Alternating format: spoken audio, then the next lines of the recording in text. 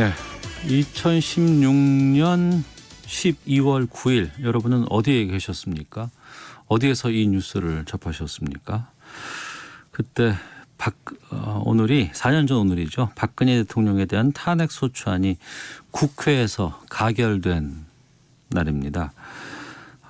최근 국민의힘 김종인 비상대책위원장이 오늘 이명박 박근혜 두 전직 대통령의 과오에 대해서 대국민 사과하겠다고 밝혔지만 지금 이 사과가 어떻게 됐는지는 좀 살펴봐야 될 것 같습니다. 국민의힘 내부 상황도 좀 궁금하고요. 김성환의 뉴스 소다에서 이 뉴스 좀 짚어보겠습니다. KBS 제1라디오 시사야 진행 맡고 있습니다. 시사평론가 김상환 씨와 함께합니다. 어서 오세요. 네, 안녕하세요. 4년 됐네요. 그러게요. 시간 참 빠르네요. 예. 그 4년 전에 굉장히 혼란스러웠던 상황, 네. 그리고 연일 촛불 집회가 열리고, 뭐 촛불 집회 국민들이 한 1,000만 명 넘게 나왔다고 얘기하죠. 네. 그랬던 과정들을 저도 방송을 하면서 다 지켜보게 됐는데 참 시간이 이렇게 빠른가 이런 생각이 다시 드는데요. 이번 기회에 간단하게 그냥 당시 상황을 좀 정리를 먼저 해드릴게요. 그래 주시죠. 예. 2016년 9월 20일이었습니다. 그날 사실 저도 지금도 잊을 수가 없는데요. 한겨레 신문 일면 머릿 기사 제목에 최순실 이렇게 이름이 처음 등장합니다. 네. 그 전에 K스포츠재단, 미르재단과 관련돼 있는 보도가 있기는 했는데 최순실이라고 하는 비선실세 이름이 처음 그때 등장했습니다. 네. 이 최순실이라는 이름하고 같이 등장한 게 단골 마사지 센터장이었습니다. 아마 그것도 기억하시는 분들이 많을 거고요. 그때 이제 그 이후부터 관련 의혹이 막 퍼지기 시작했죠. 그리고 10월 24일 날 박근혜 전 대통령이 국회 시정연설에서 난데없이 개헌카드를 불쑥 꺼냅니다. 네. 국면 전환용 아니냐 이런 의심의 목소리가 나오고 있는 상황에서 그날 저녁 때 JTBC가 태블릿 PC를 공개하죠. 손석희 사장이 이때 바로 그거 했었죠. 네. 기억납니다. 예. 이 최순실 씨가 대통령 연설문을 수정한 흔적과 이른바 셀카 사진이 거기에 담겨 있었고 그래서 그 다음부터 파문이 걷잡을 수 없이 퍼졌는데요. 네. 그 다음 날인 10월 25일 박 전 대통령이 최 씨로부터 일부 연설문이나 홍보물 같은 맥락에서 표현 등을 수정하는 도움을 받은 적이 있다 이렇게 인정을 했고요. 결국 이제 특검이 꾸려졌습니다. 11월 1일. 그리고 또 이 지금은 최성원 씨라고 불러야 되겠죠. 최순실 씨가 최성원이라고 불러달라고 얘기하고 있기 때문에 이 최성원 씨가 국내로 들어와서 검찰에 출석을 했고 당시 명품 신발 한 짝이 또 화제가 되기도 했었죠. 그리고 12월 9일 그 전까지만 해도 당시 새누리당 의원들은 탄핵소추안 발의에 대해서 상당히 부정적인 의견이 많았는데 그 전만 해도 하야라 그랬었어요. 네, 그런 의견도 있었어요. 근데 그 국민 여론이 너무 거세게 일어나니까 결국은 국회에서 탄핵소추안 발의에 동의할 수밖에 없는 상황이 됐습니다. 국회의원 299명 중에 234명의 찬성으로 탄핵소추안이 의결이 됐고요. 이듬해 3월 10일 헌법재판소가 만장일치로 박근혜 전 대통령을 파면한다 이렇게 결정을 했습니다. 그랬네요. 4년의 시간이 흘렀네요. 네. 당시 그 새누리당이었나요? 네, 그렇죠. 새누리당.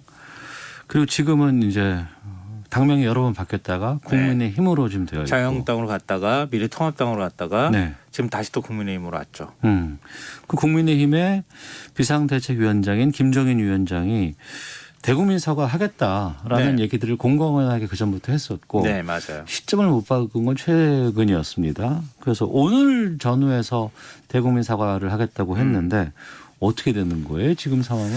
일단 사과 시점을 늦추기로 한 것 같아요. 내부적으로. 늦추겠다. 예. 지금은 사과할 때가 아니라는 당내 의원들의 반발을 좀 고려한 것으로 보이는데요. 네. 사과문의 내용도 좀 살짝 방향이 좀 틀어지는 분위기예요. 당초 두 전직 대통령의 과오에 대해서 사과하겠다 이런 표현까지는 있었는데 예를 들면 당의 혁신 부족 그리고 문재인 정권 탄생을 초래한 잘못 이런 거 포함된다는 얘기는 없었는데 그런 내용까지 포함될 것이라고 지금 현재 알려지고 있습니다. 맥락을 풀이하자면 과거에 대해서 사과를 하고 국민에게 용서를 받는다. 그리고 보다 강도 높은 대여 투쟁을 우리가 해나가겠으니 우리를 좀 지지해 달라. 이런 내용까지 포괄적으로 좀 담길 가능성이 있어 보입니다. 그러니까 순수한 사과문이라고 보기에는 조금 좀 더 대국민 지지 호소문의 성격도 좀 갖고 있는 것 같아요. 네. 국회에서 당시 새누리당 의원들이 무릎 꿇고 잘못했습니다라고 사과한 적은 있었는데 그건 이거랑 다른 거잖아요. 네, 그렇죠. 네, 그건 다르고요. 공개적으로 당대표가 이렇게 사과를 한 적은 없었어요. 그랬습니다. 근데 그 사과하겠다는 발표가 있은 후에 당 내에서 이거 사과 안 된다라는 또 분위기가 있었다고 하고 그래서 나 오늘까지 사과 안 하면 사퇴하겠다라는 얘기도 나오지 않았었나요? 네, 맞아요. 그러니까 사과를 못하게 한다면 더는 비대위원장직을 맡을 수 없다. 네. 그러면서 최후 통첩성 발언까지 했는데요. 네. 김종인 위원장의 이 뭐랄까 특유의 어떤 스타일을 좀 우리가 이해해야 될 것 같아요. 이 그냥 엄포가 아닐 가능성이 있어요. 네. 왜냐하면 2012년 대선 끝나고 김 위원장이 박근혜 전 대통령과 결별하게 되잖아요. 네, 네. 그때 자신과 약속한 경제민주화 이거 사실상 포기했다는 게 이유였습니다. 미련 없이 떠났어요. 네. 2016년 총선 때 민주당 대표 자격으로 비대위 대표 자격으로 선거를 치렀잖아요. 네. 근데 그때 비례대표 2번 순번 받았어요. 아, 맞습니다. 기억나시죠? 예. 셀프 공천이다. 네. 당내에서 셀프 공천이라고 얘기하니까 예. 아유 구차하다. 그러면서 그냥 당 떠나버렸어요. 이번에도 역시 마찬가지로 예. 이게 본인한테는 굉장히 중요한 문제인데 좀 이따 말씀드리겠지만 그러니까 그런 사안인데 당의 반발로 나를 흔든다? 네. 난 뭐 미련 없이 떠나겠다 이렇게 얘기할 가능성도 있는 거죠 사실은. 그러니까 당내에서는 김 위원장이 정기국회가 끝나고 대치 국면이 조금 풀리는 네. 다음 주 중에 아마 사과할 것이다. 이렇게 당내 관계자들이 좀 전하고 있는 상황입니다. 국민의힘 핵심 관계자가 KBS 취재진에게 오늘 사과하겠다고 공식적으로 발표한 것은 없지 않느냐 뭐 이런 말을 했다고 하는 걸 보니까요. 사과 날짜를 꼭 9일이었다. 뭐 우리가 지금 그렇게 말한 것은 아니니 바꾼 것에 대해서도 좀 이상하게 생각하지 말라고 얘기하는 것 같아요. 네. 그러면 그동안 앞서서 미련 없이 떠난 적이 여러 번 있었다고 했잖아요. 네. 의지는 강하다. 사과를 하겠다는 의지는 강하다라고 얘기했는데 당내 분위기가 좀 아니었다고 했잖아요. 네네. 어차피 내년 4월까지로 알려져 있었잖아요. 임기라고 네, 하는 거. 현재까지는 그렇습니다. 그러니까 이참에 그러면은 또 그냥 정리하자. 당내 뭐 이런 움직임도 좀 있어요. 당내 의원들이 반발, 뭐 일부 의원은 네. 그런 얘기도 합니다. 김종인 비대위원장 뭐 그만둘 때도 됐지 이렇게 얘기하는데 지금은 그럴 타이밍은 아니에요. 제가 보니까. 그래요? 왜냐하면 그동안에는 사실은 당 지지율이 별로 오르지 못했잖아요. 네. 박스권에 갇혀 있다는 얘기들이 많이 있었고 뭔가 좀 당을 혁신하려고 하는데 혁신도 잘 뜻대로 안 됐고 네. 근데 그런 분위기였다는 게 있었는데 지금 좀 분위기가 달라지고 있는 건 사실이잖아요. 네. 그러니까 이런 상황에서 다시 비대위원장을 바꾸면 그럼 누굴 세우겠습니까? 그러니까 당내에서는 그런 정도까지 가지는 않는 것 같고요. 그러면 김 위원장이 한 발 물러섰다고 봐야 합니까? 일단은 조금 좀 물러섰다고 봐야 될 것 같아요. 일단 그 정치 상황 자체가 녹록하지는 않다 이렇게 본 측면이 있는데요. 예. 지금 현재 국회가 대치 국면에 있는 상황이잖아요. 오늘 내일 아주 중요한 날이에요. 예, 그렇죠. 예. 그러니까 본회의 임시회의가 연이어 열리고 있는 상황에서 의원들이 앞에 나가서 싸워야 되는데 네. 뒤에서 잘못했습니다. 사과하는 게 모양도 좀 어색하고 관심도 지금 국회 상황이 모양이 좀 그렇다. 네, 관심도 좀 적게 끌 것이다. 예. 그러니까 오히려 주목을 받을 만한 시기를 선택하자 이렇게 판단을 한 측면이 있는 것 같아요. 네. 근데 이렇게 살짝 한 발을 좀 물러서게 만드는 이유가 당내 반발이었다는 건데요. 이 상당히 의미심장이에요. 네. 주호영 원내대표, 그러니까 당 지도부잖아요. 네. 사과할 거면 비대위원장 맡았을 때 바로 하지. 왜 보궐선거를 코앞에 두고 이제 와서 사과하느냐. 이렇게 대놓고 비판을 하기도 했었고요. 주호영 원내대표가. 네. 오선의 친박 서병수 의원은 예. 당 차원의 사과는 이미 벌써 여러 차례 했다. 지금은 독재를 꿈꾸는 세력을 단죄하기 위해 당 안팎의 세력을 모으는 게 우선이다. 이런 얘기도 했고요. 그리고 배현진 원내대변인은 문재인 정권의 탄생에 기여한 것부터 사과하라. 사과할 거면. 네. 이미 옥중에 있는 두 전직 대통령에 대한 사과는 뜬금없다. 이렇게 비난하기도 했습니다. 근데 이렇게 당내 반발이 좀 큰 거는요. 네. 당내 역학구도를 보시면 돼요. 국민의힘 소속 의원이 103명이잖아요. 네. 지역구 의원이 84명입니다. 비례대표는 뭐 지역구하고는 상관없으니까요. 이 가운데 67%가 그러니까 56명이 영남입니다. 지역구가. 네.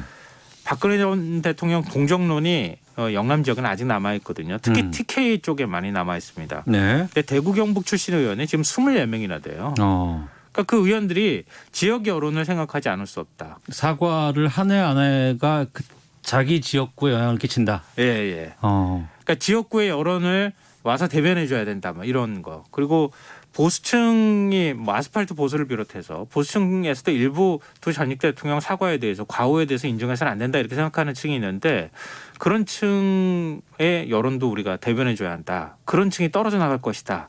이런 우려도 좀 있고요. 그리고 당의 중진 의원급 의원들은 아무래도 이전 정부를 계속 거쳐왔던 사람들이잖아요. 네. 친이 친박계 의원들이 다수를 차지하고 있습니다. 그러니까 두 전직 대통령 과오를 사과하는 것은 이건 곧 자기 부정이다. 이런 생각도 좀 갖고 있는 것 같아요. 자기 부정이라고 생각하는 사람들도 있겠죠. 하지만 네. 또 그 외에 다른 지역구를 갖고 있는 의원들은 또 생각이 다를 것 같기도 한데요.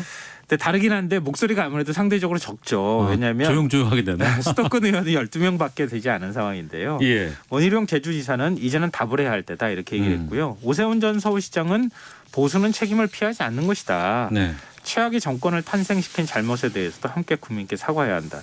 이 최악의 정권이라고 하는 게 제가 보니까 문재인 정부를 얘기하는 것 같아요.